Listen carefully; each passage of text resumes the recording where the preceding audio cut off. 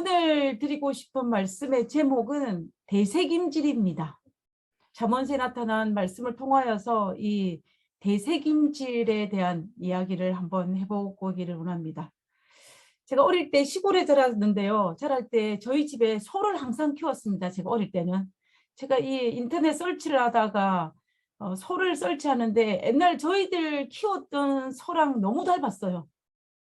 이 뿔 모양도 닮았고 그들이 표정도 닮은 것 같고 그래서 제가 보면서 야, 옛날에 저희 집에 키웠던 소가 생각이 날 정도로 외부적인 모습들이 굉장히 많이 닮아 있는 것을 제가 봤습니다. 그래서 저는 어릴 때 이 소들을 키웠기 때문에 학교를 마치고 집에 들어오면 오후에 이 소들에게 이렇게 들에 나가거나 아니면 산으로 가서 풀을 뜯게 하는 것이 제가 해야 할 제 몫이었습니다. 그래서 이제 봄에 오나 여름이 되면은 우리 친구들이 학교에 갔다 오면은 하는 일 중에 하나가 뭐냐면 그 동네별로 모여서 이 소를 데리고 어디로 가냐면 산으로 올라가요. 산으로 올라가 가지고 소를 산에 풀어줍니다. 그러면 소들은 산에 다니면서 열심히 정말로 쉬지 않고 산에 있는 온갖 풀들을 다 먹습니다. 그동안 이 동네 꼬마아이들이 무엇을 하냐면 주로 하는 놀이가 크게 제가 어릴 때는 제 경험으로는 두 가지가 있었는데요. 이 첫 번째는 공기놀이입니다. 저희 동네에서는 이걸 사투리로 깔래라 그랬어요. 그리고 깔래라 그러니까 거의 아시는 분이 별로 없으시더라고요. 이 공기놀이. 공기놀이를 정말 돌을 모아가지고 저희들이 했던 기억이 있습니다. 그리고 또 하나 다른 걸 한 것은 뭐냐면 산꽃이라는 것을 했습니다. 간혹 가다가 이 산꽃을 아시는 분이 계신지 모르겠습니다. 제가 인터넷 찾아보니까 이 산꽃에 대한 기록들이 거의 찾을 수가 없더라고요. 그렇지만은 제가 이제 이 산꽃이 뭐냐 하면은 그 돌을 달구어 가지고 그거 열기로 인해서 감자나 또 고구마나 밤 같은 것을 익혀 먹는 것을 산꽃이라고 합니다. 저희들은 주로 어릴 때는 다른 거는 거의 안 했고요. 감자를 주로 했던 것 같아요. 지금 이거 하는 방법을 제가 간단하게 설명을 드리면은 이렇게 지금 만듭니다. 어떻게 만드냐면 지금 사진에 크게 나와 있는 것처럼 돌들을 탑처럼 쌓아요. 쌓아서 어떻게 쌓냐면 옆에 있는 옹기처럼 위로 수북하게 올라오게 쌓습니다. 그러니까는 그리고 그 가운데에 뭘 지피냐면 불을 지피는 거예요. 불을 지피면 어떻게 되겠습니까? 돌들이 달구어지지 않겠습니까? 근데 그 달구어질 때 그때 옆에는 무슨 작업을 하고 있냐면 물하고 흙을 섞어서 흙떡을 만들어요. 흙떡을 만들고 있고 한쪽에는 불을 지펴서 이제 돌을 달굽니다. 시간이 좀 지나고 나면 돌이 어느 정도 빨갛게 달구어졌을 때는 어떻게 하냐면 그 돌들을 허물어 이 안에 넣었던 불들을 다 끄집어내고 그 속에 감자를 다 넣습니다. 감자를 넣고 난 다음에 그 돌들을 허물어요. 허물면 이렇게 연기가 막 올라옵니다. 그러면 이제 그 다음에 어떻게 하냐면은 지금 이 사진에는 마른 흙을 부은 것 같은데 저희들은 어떻게 했냐면은 흙하고 물을 섞은 진흙 있지 않습니까? 흙떡. 흙떡으로 이 공기가 새지 않도록 연기가 새지 않도록 뜨거운 열기가 새지 않도록 다 바릅니다. 그 다 바르고 난 다음에 마지막 작업은 뭐냐면 주변에 있는 넓은 칡잎을 떼어가지고 그걸 위에 덮어요. 이게 덮으면은 이제 그 안에 있는 뜨거운 열기가 바깥에 나오지 않고 그 열기가 고스란히 감자를 익히는데 사용되어집니다. 이것을 산꽃이라고 그래요. 이것이 산꽃입니다. 아마 이 경험을 해보신 분이 아마 계실 거라고 생각이 드는데요. 정말 전 어릴 때 이 산에 가서 소에게 밥을 줄 때 잊지 못할 한 추억이 바로 이것입니다. 그래서 이제 이렇게 만들어 놓고 난 다음에 친구들끼리 조금 놀다가 나고 난 다음에 이 흙을 뒤집어내고 돌을 치우면 어떻게 되냐면 이 감자가 익어 있어요. 감자가 익어 있습니다. 지금 사진에 이런 모습은 아니에요. 왜냐하면 사진에는 지금 나무가 있지 않습니까? 근데 저희들이 했을 때는 나무가 없고 나무를 다 걷어냈기 때문에 이제 돌들 사이에 그 감자가 있는데 이 감자가 아주 잘 익어 있습니다. 어릴 때 먹었던 그 산꽃의 감자 맛은 구운 감자 맛은 잊지 못할 정도로 맛있는 그런 맛이었던 걸로 제가 기억이 납니다. 이렇게 저희들이 산에서 이렇게 여러 가지 놀이를 하는 동안 소들이 뭘 하고 있습니까? 소들은 온 산을 돌아다니면서 풀이란 풀들은 모조리 쉬지도 않고 정말 열심히 소들이 밥을 먹기 시작을 합니다. 그리고 난 다음에 이제 해가 질 때쯤 되면은 이 소들을 데리고 이제 집에 내려오게 돼요.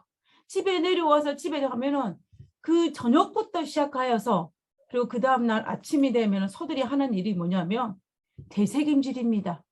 지금 이 사진에 있는 것처럼 소가 되새김할 때에 가장 일반적으로 볼 수 있는 모습이에요. 앉아가지고 이 입을 이렇게 우물거리면서 되새김질을 합니다. 소가 소화하는 과정을 살펴보면요. 소는 먼저 모든 풀들을 동시에 먹어서 모든 음식들을 다 위에 채웁니다. 위에 채우고 그 다음에 어떤 시간이 될 때에 이것을 끄집어내어 가지고 다시 되새김질을 하게 되는데요. 이것을 이 과정을 통하여서 이 되새김질하는 과정을 통하여서 이 생활에 필요한 에너지를 만듭니다. 이러한 동물들을 우리가 반추동물이라고 그래요. 이러한 되새김질을 통하여 소화하는 과정을 반추라 그러고 이것을 통하여서 생명을 유지하는 동물들을 우리가 반추동물이라고 하는데 그 대표적인 동물이 소입니다. 소인데 이 소가 음식을 섭취해서 소화되는 과정을 살펴보면 여기 지금 그림에도 잘 나와 있는 것처럼 음식을 통해서 먼저 어디로 가냐면은 이 첫 번째 가는 이 혹위라는 곳에 들어갑니다. 이 반추동물의 특징은 위가 4개입니다. 위가 하나가 아니고 4개예요. 먼저 혹위로 갔다가 그리고 여기서 세균을 죽용한 다음에 벌집이라는 곳에 모여 있습니다. 그러면 소가 자기에게 시간이 있고 여유가 있을 때는 벌집 위에 모여있는 이 음식물을 입으로 끄집어내어 가지고 다시 되새김질을 통하여서 이 잘게 씻고 하고 난 다음에 겹주름 위로 넘겨줍니다. 3번째 위로. 그러고 난 다음에 3번째 위를 거쳐서 4번째 위 주름 위로 가고 장으로 가물 이런 과정을 통하여서 소가 자기에게 필요한 모든 에너지를 흡수하고 또 소들이 성장하고 하는 과정들을 볼 수가 있습니다. 소가 이렇게 우리가 보기에는 아무런 일도 하지 않고 아주 느긋하게 앉아서 껌을 씹는 것처럼 되새김질하는 것처럼 보이지만 이 작업은 소에게 있어서는 굉장히 필요한 작업입니다. 만약에 소가 이 작업을 하지 아니하면 어떻게 되냐면 소는 에너지를 얻을 수 없고 정상적인 생활을 할 수가 없는 것입니다. 이 소가 이 과정을 통해서 먹는 것과 담아두는 과정과 이 되새김질하는 과정을 통하여서 소는 자기가 살아갈 수 있는 에너지를 얻게 되는 것입니다. 자, 그러면 소들이 되새김질을 통하여서 에너지를 얻는 것을 오늘날 우리가 영적인 것에 비유한다면 이것을 어떤 것에 비유를 할 수가 있을까요? 그것은 묵상으로 비유할 수가 있습니다.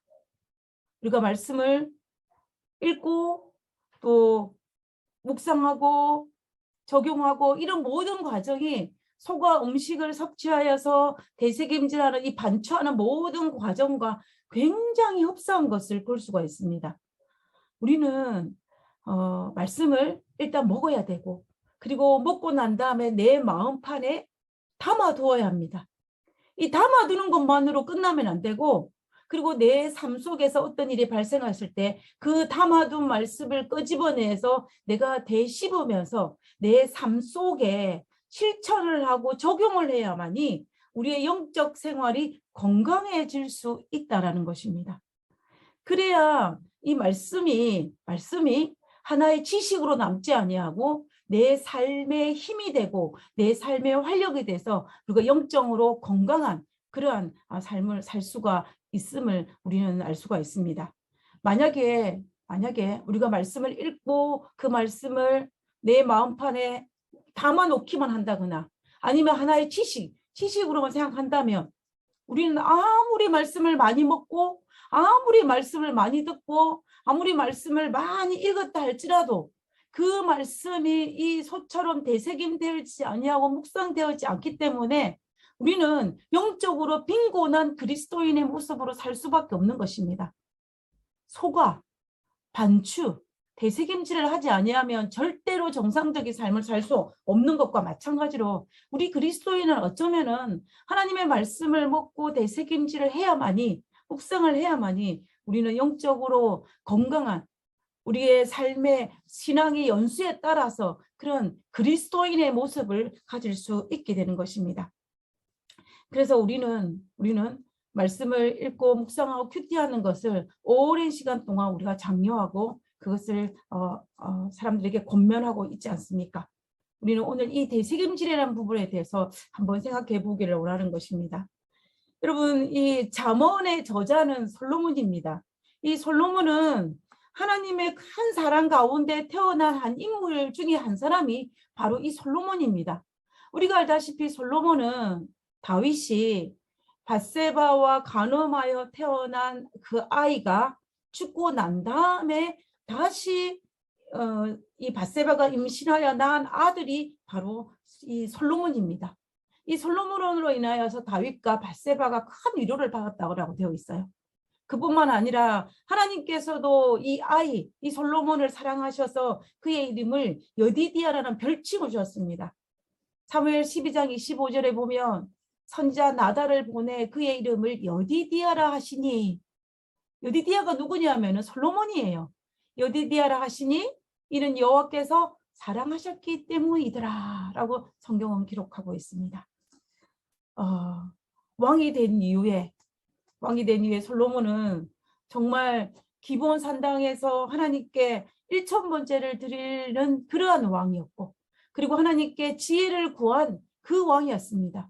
하나님께서는 정말 이 부귀와 영화를 구하지 아니한 이 솔로몬을 정말로 높이 드사 그에게 지혜를 허락하시고 그에게 부귀와 영화를 허락하심으로 그런 정말로 좋은 탄탄대로를 끌었던 왕 중에 한 명이 바로 이 솔로몬이었습니다.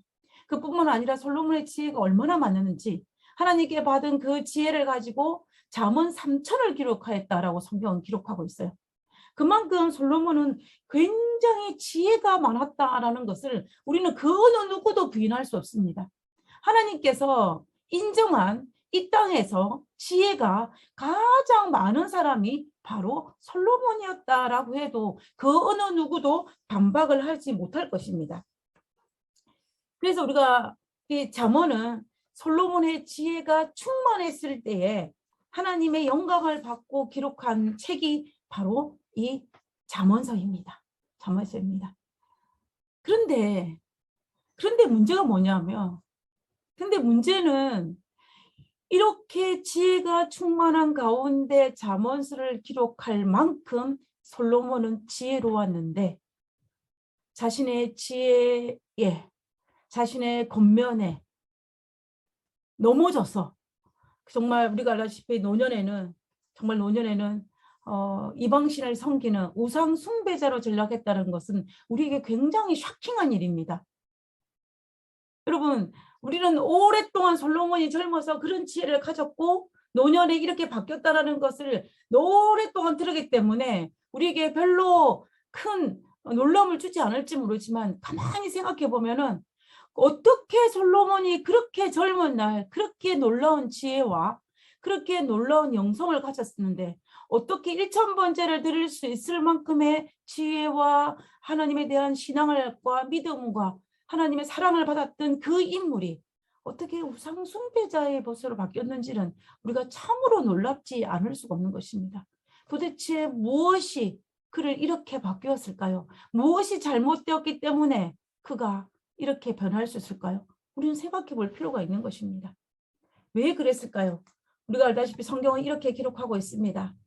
왕은 후비가 700인이요 빈장이 300인이라. 왕비들이, 주어가 누굽니까? 왕비들이 왕의 마음을 돌이켰더라. 솔로몬이 나이 늙었을 때의 왕비들이 그 마음을 돌이켜 다른 신들을 쫓게 하였으므로 왕의 마음이 그 부친 다윗의 마음과 같지 아니하여 그 하나님 여호와 앞에 온전치 못하였더니.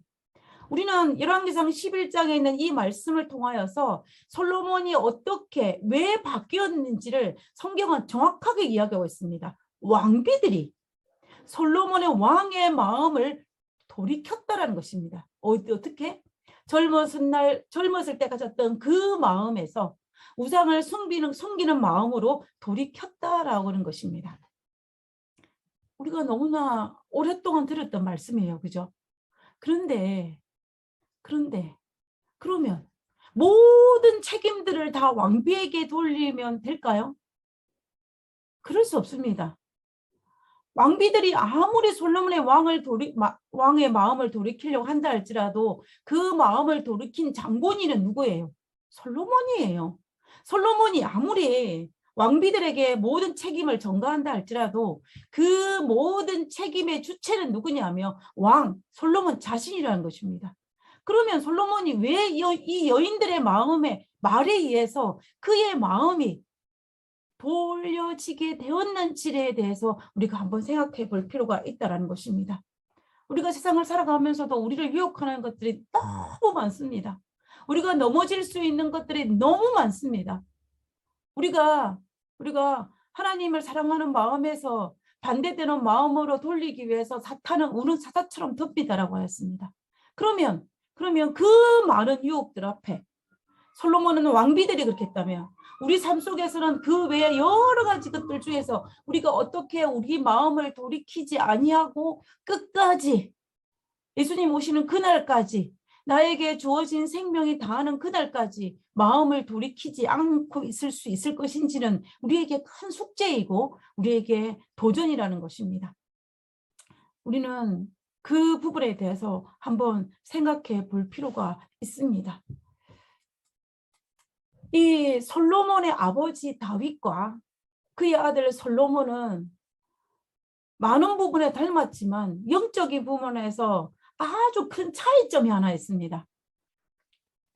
그것이 뭐냐면은 이 다윗의 생애와 솔로몬의 생애의 두 개를 비교해 보면은 다윗과 솔로몬에게 영적인 삶에 있어서 큰 차이점의 하나는 우리 성경에서 보면은 이 다윗의 생애를 기록하고 있는 이 사무엘과 역대기에 있는 보면은 이 다윗이 여호와께 묻자와 가로되라는 성경 구절이 굉장히 많이 있어요.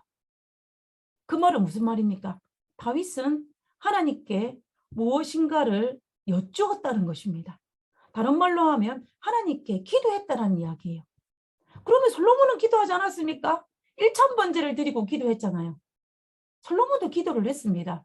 그런데 우리가 다윗의 전생애와 아버지 다윗의 전생애와 아들 솔로몬의 전생애를 살펴보면 다윗은 그 묻자와 가로대가 많은 부분을 차지하였고 그가 왕위에 오고 난 다음에 이 하나님께 묻자와 가로대라는 말이 성경의 기록엔 줄어들었지만 그러나 곳곳에는 하나님에 대한 이야기가 나와 있는 것을 볼 수가 있습니다. 그러나 그의 아들 솔로몬은 그 부분이 아버지 다윗에 비해서 아주 적습니다. 그리고 특별히 다윗은 많은 시편을 적었습니다. 시편을 무려 시편이 보면은 73개의 시편을 적었다라고 성경 기록하고 있어요. 그러면 솔로몬은 몇 편을 지었나? 솔로몬은 단 2개를 지었습니다. 우리가 지혜로 따진다면 다윗보다 그의 아들 솔로몬이 훨씬 더 지혜로웠을 것입니다. 그럼에도 불구하고 솔로몬은 시를 딱 2개밖에 지었지 않았다는 거예요. 그러면 물론 재주가 달라서 다르다고 표현할 수 있을지 모르지만 시라는 것이 무엇입니까? 시편이라는 것은 하나님의 찬양이긴 하지만 자기가 그것을 작사했다는 것은 묵상입니다. 하나님의 말씀을 그것을 내 삶 속에 적용하여서 내가 이때에 어떻게 해야 될지 내 신앙은 어떤 신앙을 가져야 할지 내가 어떤 믿음을 가져야 할 것인지를 되새기고 토해내서 하나의 찬양으로 만든 것이 바로 시편입니다. 다윗이 사울의 왕위에 쫓겨 도망 다닐 때에 그가 왕위에 오르난 다음에 수많은 어려운 일이 있을 때마다 그런 시편을 적었습니다. 그 말은 뭐냐면 그런 일이 발생하실 때마다 하나님의 말씀을 소처럼 마음밭에 두었던 것을 끄집어내어서 되새김질해서 하나의 시편으로 완성했다는 것을 우리는 시편을 통하여서 알 수가 있는 것입니다. 우리가 다윗의 신앙을 보려면 시편을 보면 다윗이 어떤 신앙을 가졌는지를 알 수가 있어요. 그러나 우리가 알다시피 솔로몬은 그렇게 지혜가 많았음에도 불구하고 그런 부분이 굉장히 적어요.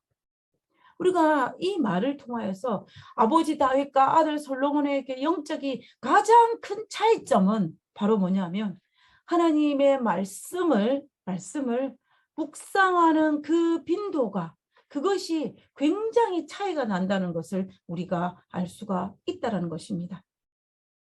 만약에 솔로몬이 하나님의 말씀을 아버지 다윗처럼 씻고 또 씻고 묵상하고 그것을 나의 삶 속에 적용하였다면 우리가 이 40년 왕의 통치 기간에 솔로몬의 그 후반부의 그런 모습은 절대로 등장하지 않았을 것입니다.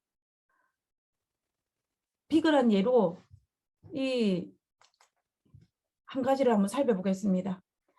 하나님께서 모세를 통하여서 이스라엘 백성들이 가나안 땅에 가면 만약에 너희들이 혹 왕정 정치를 하게 되면 왕이 지켜야 할 규칙들을 몇 가지를 알려주었습니다. 그 중에 신명기 17장 17절에 보면 아내를 많이 두어서 그 마음을 미혹되게 말 것이며 누구는? 왕은. 은금을 자기를 위하여 마음이 쌓아두지 말 것이니라. 누구는? 왕은. 그리고 또 나중에 다른 성경절에 보면 17장에 보면 병마를 많이 두지 말라 이렇게 되어 있어요. 지금 제가 살펴보기를 원하는 건 두 가지입니다. 아내를 많이 두어서 그 마음을 미혹하지 말고 은금을 자기를 위하여 많이 쌓아두지 말아라. 이렇게 하나님께서 권면을 했어요. 그는 신명기에 기록되어 있는 말씀입니다. 모세 오경의 말씀이에요.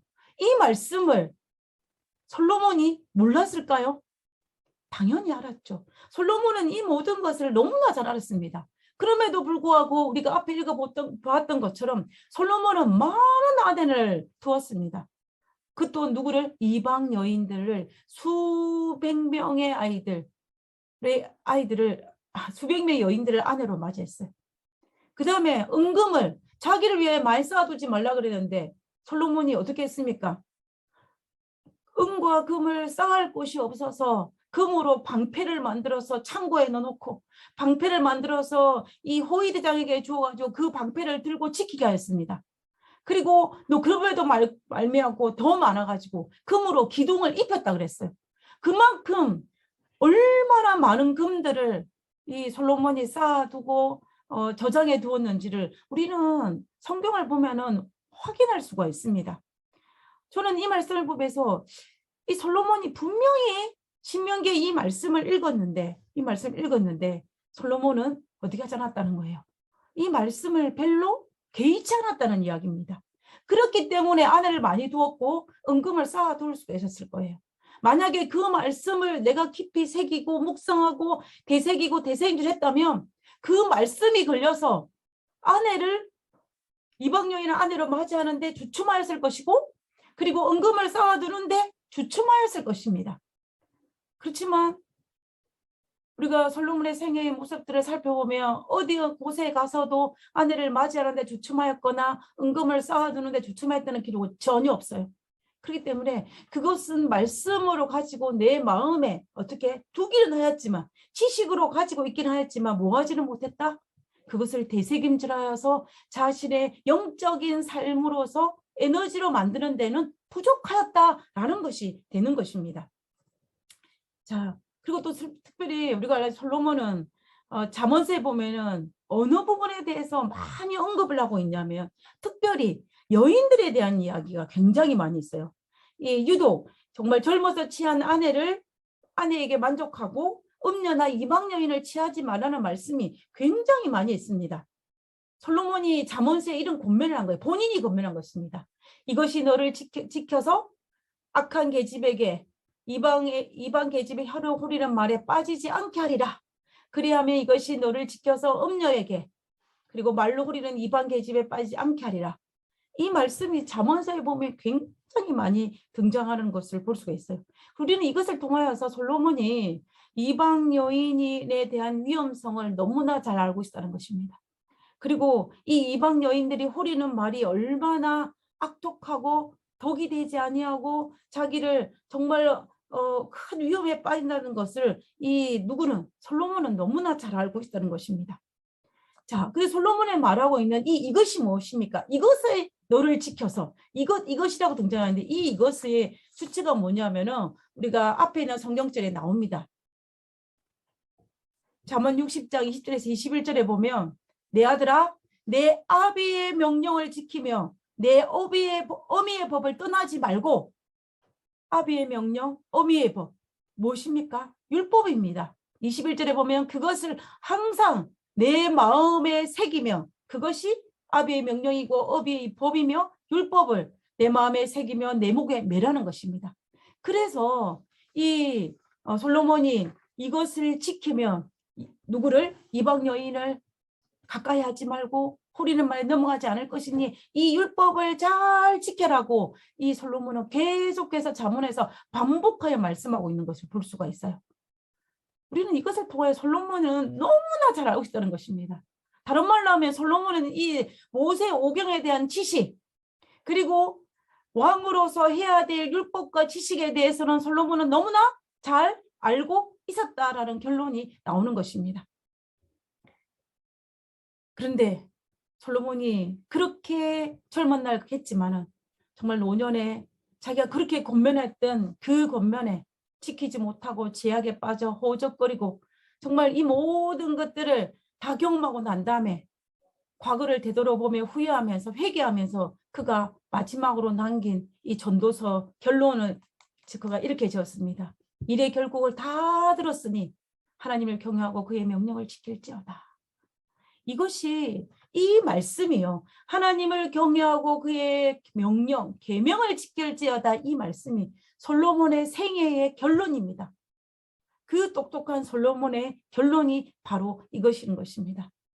우리는 이 솔로몬의 전생애를 통하여서 솔로몬은 그의 아비 다윗같이 말씀을 묵상하지 않았기 때문에 그런 젊은 날 가졌던 그 지혜를 다 활용하지 못하고 노년에 그런 고통을 겪은 것입니다. 어쩌면 솔로몬은 자기가 많은 지식과 지혜를 했기 때문에 지식이 너무 많아서 묵상하기를 등한했는지 모르겠어요. 그러나 지식이 삶이 되기 위해서는 반드시 그 말씀을 묵상하고 또 그 묵상된 말씀을 내 삶 속에 적용하는 것들이 필요하다는 것입니다. 반추동물이 소가 먹었던 음식들을 위에 넣어놓고 그것을 꺼집어내가지고 다시 씹어서 윗속에 겹주름이와 주름이를 거쳐야만이 이 소가 건강하게 성장하고 건강하게 자랄 수 있는 것과 마찬가지로 우리가 그리스도인으로 성장할 수 있는 건강한 그리스도인이 될 수 있는 것은 바로 이 묵상이라는 것을, 말씀을 되씹는 그런 것이라는 것을 우리가 알아야 한다는 것입니다.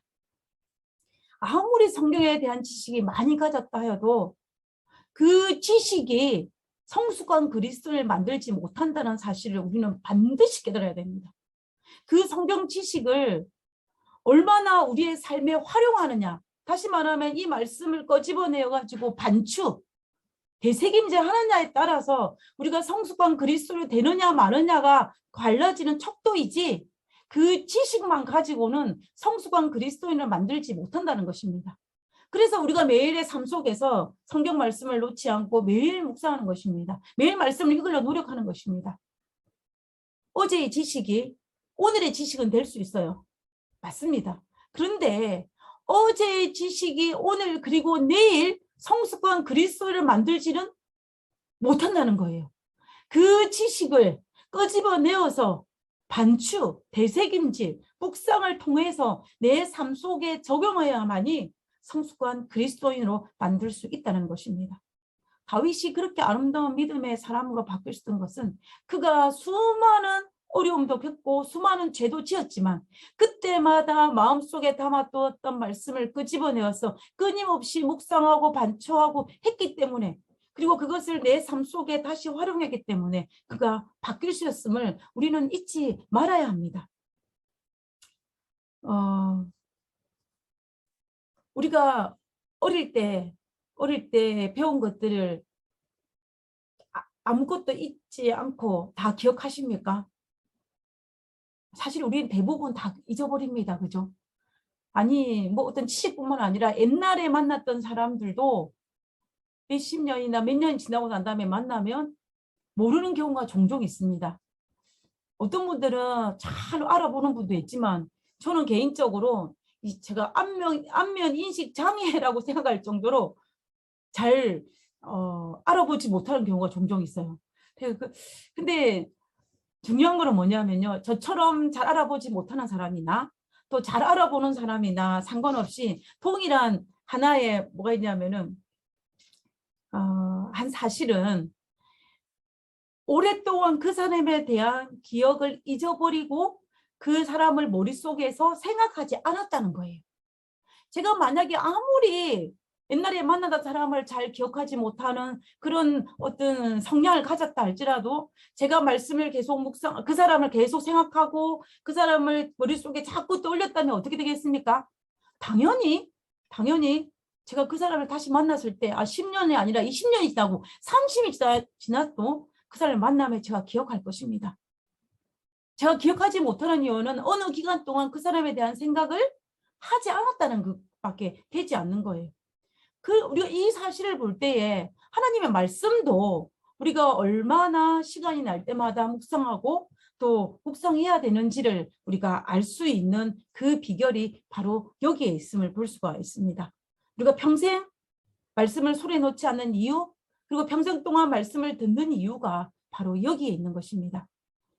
우리가 우리 생애를 지나서 보면은 탕자에 대한 비유를 그 말씀을 얼마나 많이 읽었습니까? 그리고 얼마나 그 본문에 대한 설교를 많이 들었습니까? 요셉도 마찬가지예요. 요셉에 대한 이야기를 얼마나 정말 셀 수 없을 만큼 설교를 들었고 또 설교를 하는 사람도 한 번이 아니라 여러 번 그 설교를 하였을 것입니다. 그런데 어떻게 됩니까? 설교를 들을 때마다 깨닫는 것이 달라요. 그 부분의 말씀을 읽을 때마다 깨닫는 것이 다릅니다. 설교를 하는 사람도 과거에 했던 똑같은 본문을 가지고 설교를 해도 이번에 했을 때의 설교의 초점과 또 나중에 했을 때의 설교의 초점이 달라집니다. 그런 것을 볼 때에 정말 이 하나님의 말씀을 가지고 우리가 얼마나 묵상해야 되는지를 우리가 알 수 있는 부분이라고 할 수가 있습니다. 솔로몬은 이 부분에서 실패한 거예요. 하나님의 말씀에 대한 지식은 정말 많았지만 그러나 하나님의 말씀을 지속적으로 묵상하고 되새김질하고 그것을 내 삶에 적용시키는 데는 솔로몬이 실패한 것입니다. 그래서 성경에 분명히 기록되어 있는 아내를 많이 두지 말라, 우상 숭배하지 말라, 은금을 많이 쌓아두지 말라 이런 수많은 말씀들이 있었음에도 불구하고 그걸 알았음에도 불구하고 그의 삶 속으로 옮기는 데는 솔로몬이 실패했다는 것을 우리가 알 수가 있는 것입니다. 우리가 이 지혜로운 솔로몬이 실패한 이방 여인들이 왕비들이 솔로몬의 마음을 돌이켰는데 그 마음을 돌이키게 된 근본 이유는 왕비에게 있지 아니하고 하나님의 말씀을 묵상하여 자신의 삶에 적용시키지 않은 솔로몬에게 있음을 우리는 분명히 솔로몬의 생애를 통해서 알 수가 있는 것입니다. 그렇다면 오늘날 우리가 이 마지막 때를 살아가면서 우리를 유혹하는 수많은 유혹들에서 넘어가지 아니하고 끝까지 그리스도인으로 살아갈 수 있는 방법이 뭐냐면 바로 묵상입니다. 그 방법이 하나님 말씀을 씹고 씹는 거예요. 아마 솔로몬은 시를 적는 걸로 하나의 방법을 택했는지 모르겠습니다. 어떤 사람은 이 말씀을 나누는 것으로 택했는지도 모르겠습니다. 어떤 사람은 그 말씀을 어떤 상황이 발생했을 때 내가 이때 어떻게 할 것인가를 자기 머릿속에 되새기면서 말씀을 가지고 판단하는 걸로 했는지 모르겠습니다. 어떤 거든지 상관없지만 우리가 결코 포기하지 않아야 딱 한 가지는 하나님께서 우리에게 어떻게 하든지 간에 뭐 해야 된다? 말씀을 묵상해서 말씀을 적용해야 된다는 것을 우리가 생각해 볼 필요가 있다는 것입니다. 자, 그러면 저는 지금은 우리가 많이 들었지만 잠언서에 나타난 몇 가지 교훈들에 대해서 한번 살펴보기로 합니다. 잠언에는 여러 가지 교훈들이 있는데 제가 두 가지만 한번 살펴보기로 하는데요. 첫 번째는 뭐냐면 이 사회적 약자에 대해서 잠언이 어떻게 교훈하고 있는지 우리가 사회적 약자를 어떻게 대해야 할지를 우리가 한번 살펴보기를 원합니다. 잠언 14장 31절에 보면 가난한 사람을 학대하는 자는 그를 지으신 이를 멸시하는 자요. 궁핍한 사람을 불쌍히 여기는 자는 주를 존경하는 자니라. 가난한 자를 조롱하는 자는 이를 지으신 주를 멸시하는 자요. 사람의 재앙을 기뻐하는 자는 형벌을 면치 못할 것이라. 이 성경에 보면 분명히 나와 있습니다. 가난한 자를 학대하는 자는, 가난한 자를 조롱하는 자는 그를 지으신 하나님을 멸시하는 것이라고, 조롱하는 것이라고 되어 있어요. 우리가 하나님을 다 사랑하는 사람들입니다. 우리는 하나님을 존경하기를 원합니다. 그 방법이 잠언에서는 뭐라고 했냐면 궁핍한 사람을 불쌍히 여기는 것이라고 했습니다. 그리고 우리가 가난한 사람을 학대하지 아니하고 조롱하지 않는 가장 큰 이유가 뭐냐면 그도 하나님께서 하나님의 형상을 닮으신 하나님의 창조물이라는 사실이에요. 그도 나와 똑같은 하나님의 피조물이라는 것이고 그도 나와 똑같이 하나님의 자녀라는 것이고 그도 나와 똑같이 하나님께서 십자가에 달려 돌아가시면서까지 구원하기를 원하셨던 그 사람이라는 것입니다. 그렇기 때문에 그가 가난한 사람이든지 부자이든지 권력을 가졌든지 가지 않았든지 아무 상관없이 우리는 그를 사랑하고 또 학대하지 아니하며 불쌍히 여기는 것이 우리의 몫이라는 것을 우리가 볼 수가 있습니다. 저는 간혹 가다가 옛날부터 알고 있는 사람, 아주 친한 사람이거나 아주 내가 존경하는 사람들의 자녀들을 만날 경우가 종종 있어요. 이제는 여러분들도 야영에 가다가 보면은 누구의 자녀다, 뭐 누구의 뭐다 이런 들을 만나는 사람이 만나지 않습니까? 그러면 우리가 어떻게 합니까? 저는 개인적으로 그 아이를 본 적이 한 번도 없어요. 근데 내가 본 거는 그 아이의 부모를 본 것입니다. 그럼에도 불구하고 그 아이에게 우리가 어떻게 합니까? 먹을 것도 사주고 또 다독거리기도 하고 또 그에게 뭐 필요한 것이 없는지 체크하고 뭐 챙겨주기도 하고 이렇게 하지 않습니까? 우리가 그 아이 때문에 하는 것이 아니라 누구 때문에 합니까? 그 아이의 부모 때문에 하는 거예요. 마찬가지입니다. 저는 우리가 이 땅에 살아가면서 어떤 가난한 자나 또 이런 사람들 또 특별히 예를 들어서 나를 힘들게 하는 사람이나 나의 원수나 나에게 뭐 안 좋게 하는 사람이나 그 사람을 보지 말고 그를 지으신 하나님을 바라보며 그를 뭐하지 말라, 멸시하거나 조롱하지 말고 그에게 선대하며 그를 사랑하라고 하나님께서 말씀하고 계시는 거예요. 이것이 하나님의 말씀입니다. 저는 이 말씀이 그런 면에서 너무 좋은 것 같아요. 잠언 19장 17절에 보면 가난한 자를 불쌍히 여기는 것은 여호와께 꾸이는 것이니 그 선행으로 갚아주시리라 그랬습니다. 내가 나의 원수나 가난한 자나 필요한 것들에서 도와주는 것은 하나님께 빚지는 거, 하나님이 나에게 빚지는 거라는 것입니다.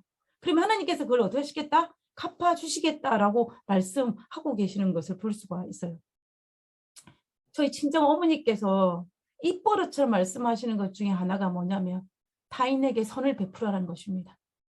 그러면 돌아서 나에게 복이 되어 돌아오겠다는 말씀을 어릴 때부터 굉장히 많이 하셨어요. 이번에 한국 갔더니 또 그 말씀을 하시더라고요. 저는 이것이 한국에 있는 어른들의 생각과 동시에 성경에도 똑같다는 것입니다.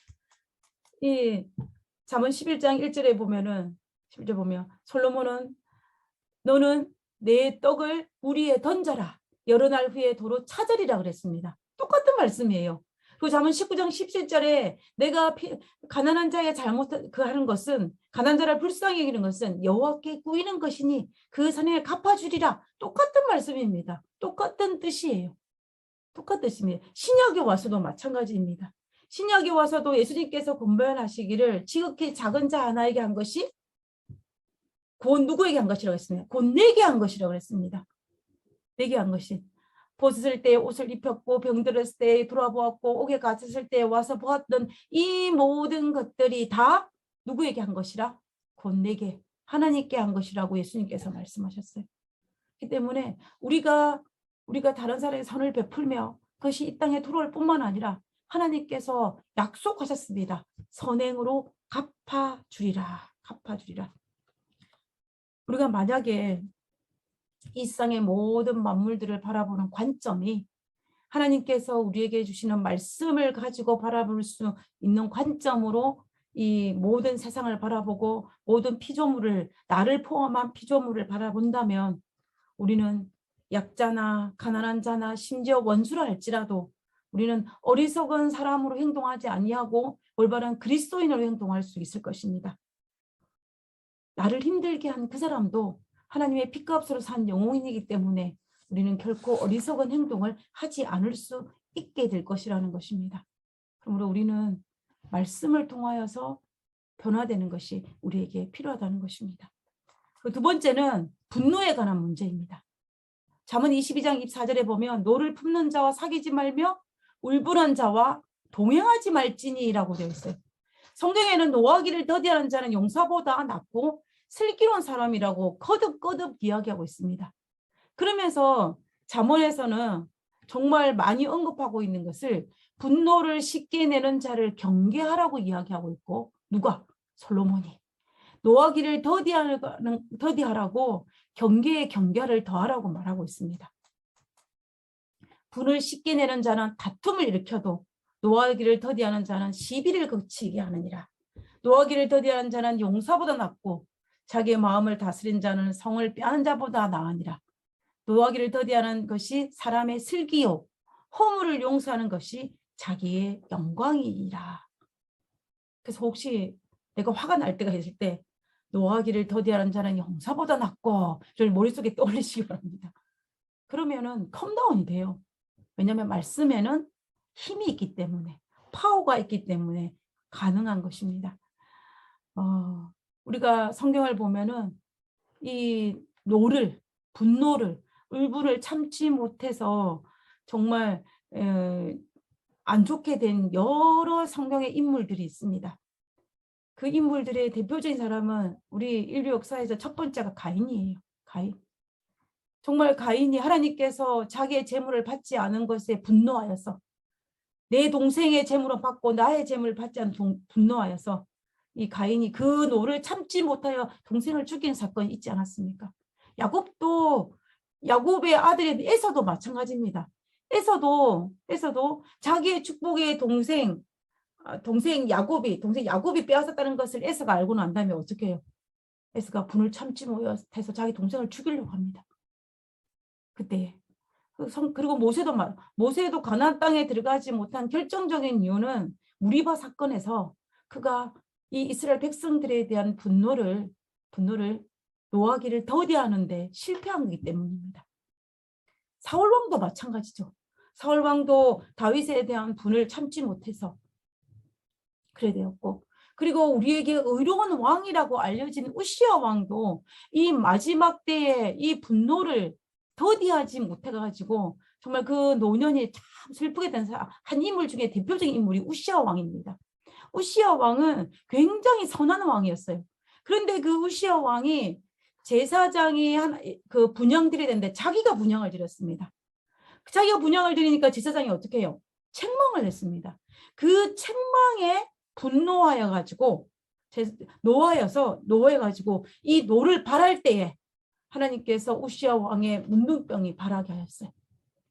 그래서 우시야 왕은 마지막에 이 노하기를 더디하라는 이 말씀을 들었어야 했는데 참 안타까운 사람 그걸 볼 수가 있는 것입니다. 어떤 사람이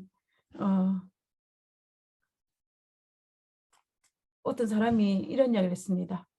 어떤 사람이 자기 젊은 날을 회상하면서 자기가 분노로 인해서 자기 생애가 망쳐진 것을 깨닫고 난 다음에 그가 고백하기를 뭐라고 고백했냐면, 짧은 인생을 행복하게 살기도 바쁜데 분노로 허비한다면 참으로 억울한 일인 것을 이제야 깨닫나니라고 하면서 한탄을 했다고 합니다.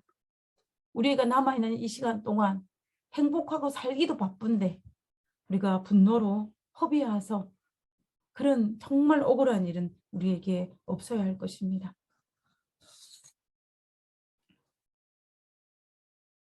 하나님께서는, 그리고 솔로몬은 우리가 분노를 다스리는데 그 방법이 뭐라고 솔로몬은 권면을 하고 있냐면은 잠언 22장 23절에 대저 여호와께서 신원하여 주시고 또 그를 노력하는 자의 생명을 빼앗으리라 그랬습니다. 우리가 분노하지 않을 수 있는 이유, 우리가 다른 사람을 원망하거나 이렇게 고통받지 않을 수 있는 이유는 뭐냐면 하나님께서 갚아주신다는 거예요. 하나님께서 신원하여 주신다는 것입니다. 그렇기 때문에 우리는 하나님께서 나의 억울함을 풀어주시기 때문에 우리는 우리의 영혼을 좀먹는 노를, 불분을 품을 필요가 없다는 것입니다. 그러므로 원수 갚는 것은 내 몫이 아니라 누구 몫이에요? 하나님 몫이에요.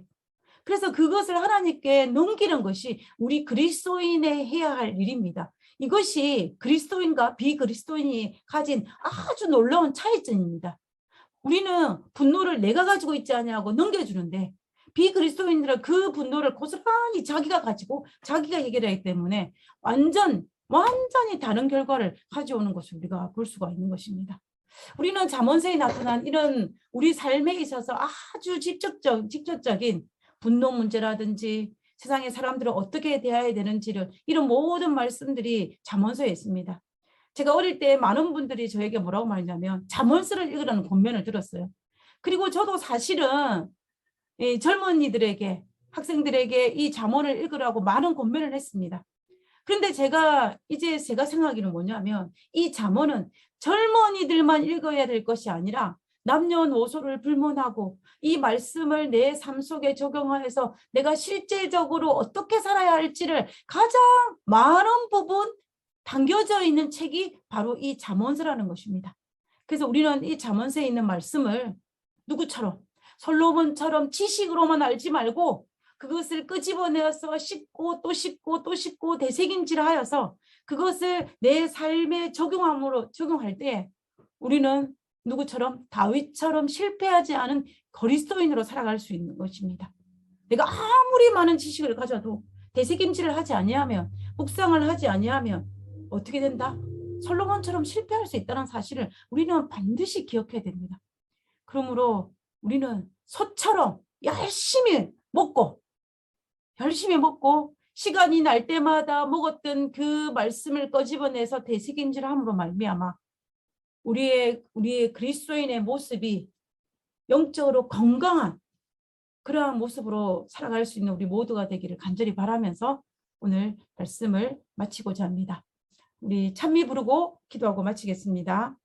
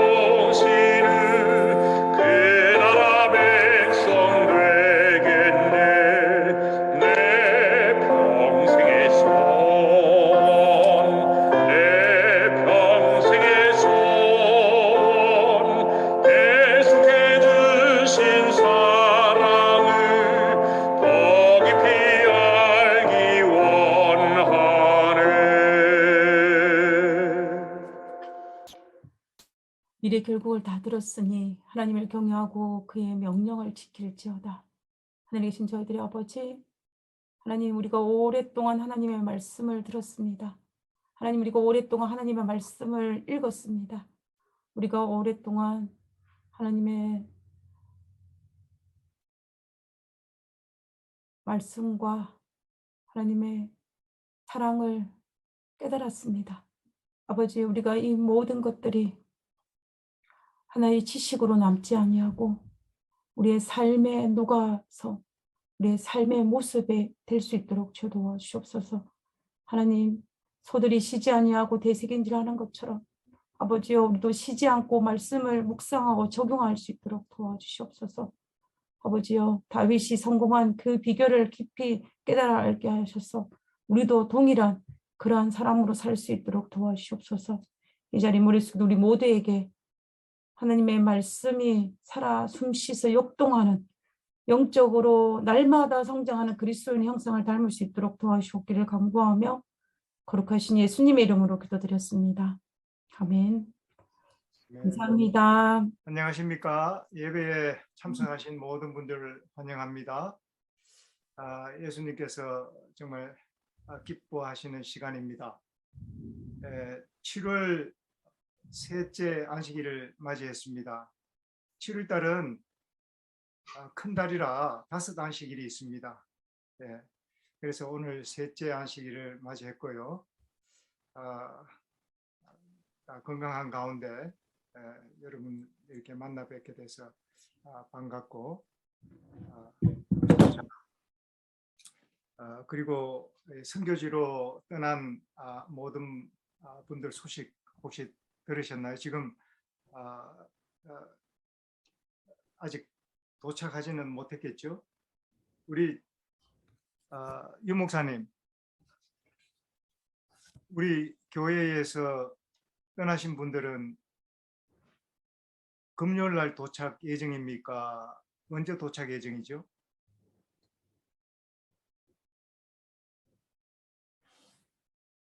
유 목사님? 네. 예. 우리 네파에서 가신 분들은 한 팀은 도착했을 것이고 한 팀은 이제 자카르타에 내렸다고 하는 소식을 받았어요. 그러니까 오늘 중으로 다 그 예정된 1000 미셔너리 오피스로, 미셔너리 캠프로 다 갈 겁니다.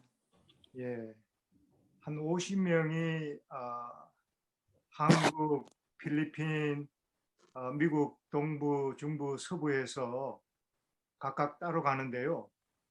어떤 분들은 비행기가 캔슬되는 분도 계시고, 그렇습니다. 우리의 많은 기도가 필요할 것 같습니다.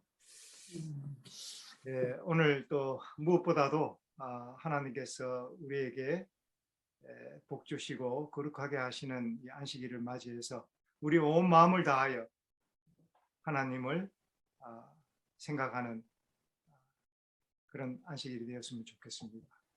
우리 다 같이 묵상으로 예배를 시작하겠습니다.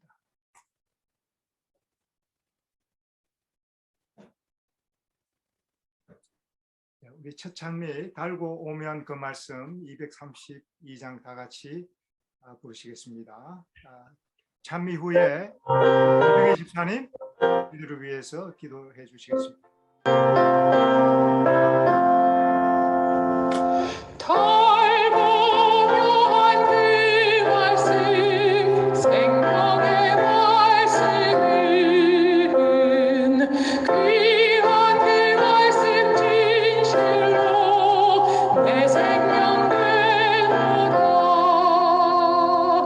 나의 길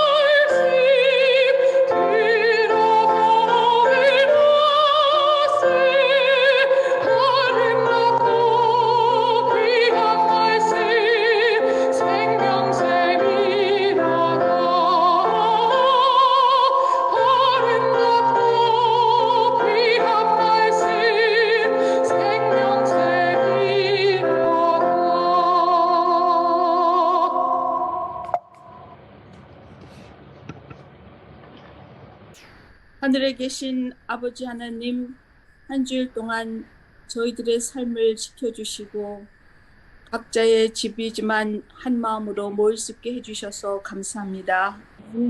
저희들을 일찍이 주님의 자녀로 삼아주신 엄청난 축복에 다시 감사드리며 또 안식일을 주셔서 하늘의 복을 내려주시기 위해 저희들을 초대해 주셔서 참으로 감사합니다.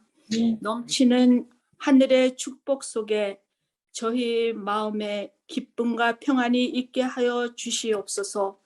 세상의 근심, 염려 다 잊어버리고 오직 믿음의 눈으로 주님을 바라보고 어려움과 힘든 일이 있더라도 주님께서 도와주시고 이끌어 주심을 확신하고 모든 것을 주님께 맡기도록 아버지 도와주시옵소서. 먼저 자신을 살필 수 있는 눈을 허락하시어 자신의 부족하고 더러움을 보게 하시어 주님께 가지고 나아가 정결함을 받아 깨끗한 마음으로 살기 원하오니 회개하는 마음을 주시옵소서. 깨끗해진 마음에 주님만을 모시기 원하오니 성령님 저희 마음을 주장해 주시옵소서. 이제 PUC 야영 집회가 가까워 오고 있습니다. 은혜 충만한 집회가 되기를 기도합니다. 오시는 분들이 전염병으로 또 다른 이유로 어려움 당치 않도록 지켜주시고 시간 말씀을 통해 성령의 불길이 타오를 수 있는 기회가 되기를 바라옵니다. 또 이번 주에 선교지로 떠난 분들이 많이 있습니다. 저희 교회에서는 5명이 있습니다. 아버지, 그들의 걸음걸음 행동 하나를 주님께서 보살펴 주시옵시고 돌아올 때까지 아무 어려움 없이 잘 돌아올 수 있게 해주시고 그곳에서 봉사가 그들에게 육적으로 영적으로 치유가 되는 경험이 있을 수 있도록 아버지 도와주시옵소서. 또 아직 우크라이나에는 전쟁이 계속되고 있습니다. 무모한 생명이 희생됨을 막아주시고 하루속히 종전되고 하나님을 찾는 많은 사람들이 일어날 수 있기를 기도드립니다. 이 시간 준비된 말씀을 들을 때 저희 마음을 열어 잘 듣고 깨닫게 하여 주시고 또 삶에 잘 적용하여 주님께 더 가까이 갈 수 있도록 아버지 도와주시옵소서. 주님의 사랑과 은혜에 감사드리며 예수님 이름으로 기도드렸습니다. 아멘. 이어서 우리 부목사님 말씀 순포가 있겠습니다. 네. 감사합니다. 선교지로 떠난 우리 50여 분들이 그곳에서 좋은 경험과 또 큰 성과가 있게 되기를 간절히 바랍니다. 그리고 특별히 이 바이러스로 인해서 힘든 시기지만 아무도 해치 아니하고 무사히 또 가족의 품으로 돌아올 수 있고 귀한 선교의 경험할 수 있는 우리 모두가 되었으면 하는 마음 간절합니다. 그리고 전도회가 이제 얼마 남지 않았습니다. 대략적으로 2달밖에 남지 않았는데요. 여러분들이 우리에게 주어지는 이 2달이라는 시간 동안 하나님께서 이 납학교회를 새롭게 변화와 또 새로운 활력이 되는 그런 어떤 터닝 포인트가 되는 그런 전도가 되었으면 하는 마음 간절합니다. 우리가 이제 2달밖에 남지 않은 이 전도회를 위해서 많은 조석으로 기도해 주시고 우리가 한 마음으로 하나님께서 허락하신 이 말씀의 잔치에 큰 성과가 있게 되기를 간절히 바랍니다.